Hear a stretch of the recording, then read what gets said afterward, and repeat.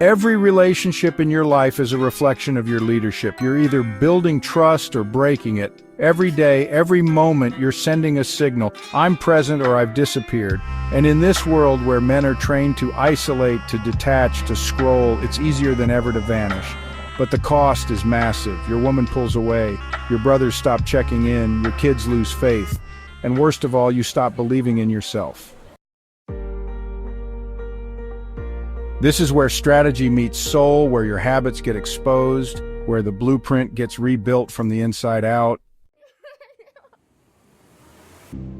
Let's start here. You can't fake connection, not with your wife, not with your brothers, not with your kids. They know if you're locked in or just playing the role.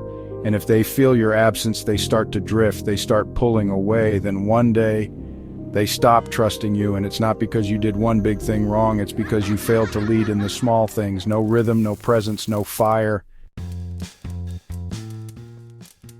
So let's build the fire back. Step 1, audit the battlefield. List every key relationship, write their names, score the connection, strong, fading, fractured, or fake. Most men skip this, they act like everything's fine. But if your wife hasn't looked you in the eye in weeks, or your brothers stopped sharing real truth, or your kid only talks when you force it, you've got smoke signals. And where there's smoke, there's a failure of leadership. Face it. Step 2, break the cycle of passive disconnection. If you're always too busy to call, too tired to listen, or too guarded to speak the truth, you've trained them not to expect you. That's on you. Fix it by rebuilding consistent signals. Text once a day, call once a week, ask one question that matters. The fix is presence. The fix is rhythm. The fix is showing up when you'd rather escape. Step 3, deploy the fire question. Every question has a lever. Here's this one. Where have I stopped leading in this relationship? Ask it, then shut up. Let their answer hit. Whether it's your woman, your brother, your son, this question creates clarity. And with clarity comes pain, but pain is where men rebuild. If you never hear the truth, you'll never lead better. Step 4, rebuild the trust ledger. You know, every relationship has a silent scorecard. Missed calls, broken promises, ghosted check-ins, they all add up. If the emotional balance is negative, you have to start depositing again. That means daily micro-actions, thoughtful texts, active listening, showing up when it's inconvenient. Honestly, you gotta make 10 deposits before you expect anything in return. And hey, stop demanding loyalty you haven't earned. Step 5, level up the brotherhood. Brotherhood isn't just about joking around. It's not about watching the game together and pretending that's intimacy. Brotherhood is about accountability, real talk, holding the line. If your circle doesn't challenge you, you're not in a brotherhood, you're in a comfort pit.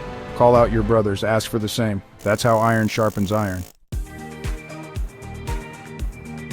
Now let's hit the common traps. These are the moves destroying your relationships. Waiting to be understood. Stop it. Leadership means going first, avoiding conflict. If you can't have a hard conversation, you're not trustworthy. Using distractions to escape, scrolls numb with dopamine, warriors engage with fire, chasing approval instead of leading with truth. That's weakness in disguise. If you recognize these in yourself, good, you're not blind. But recognition isn't the end. Rebuilding begins now. The compass teaches that relationships are the forge. You don't grow without fire.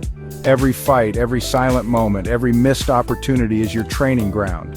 And if you embrace it, if you press in instead of pulling away, you don't just rebuild the bond, you rebuild your identity. So here's your 7-day strategy.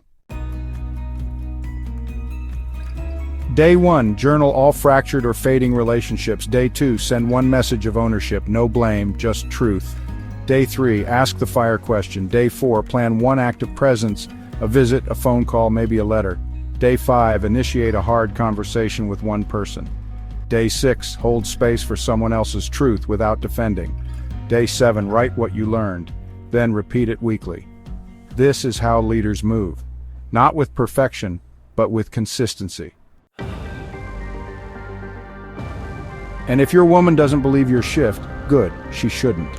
Yet, that's earned. Don't convince, don't perform, just build. Show up weekly, relentlessly, until your presence becomes unshakable. And your brothers, they may doubt the new you. Let them. Prove it in action.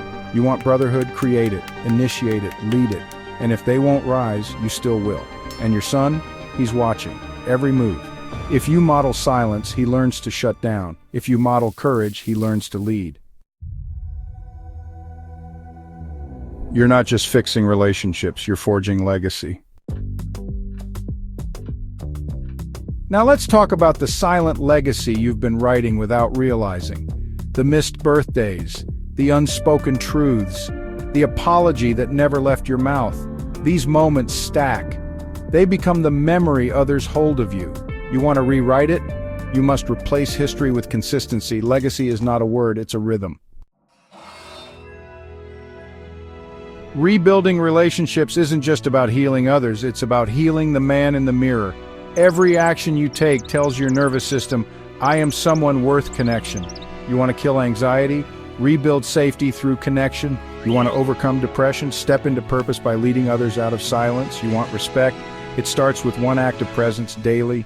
That's the medicine, that's the movement.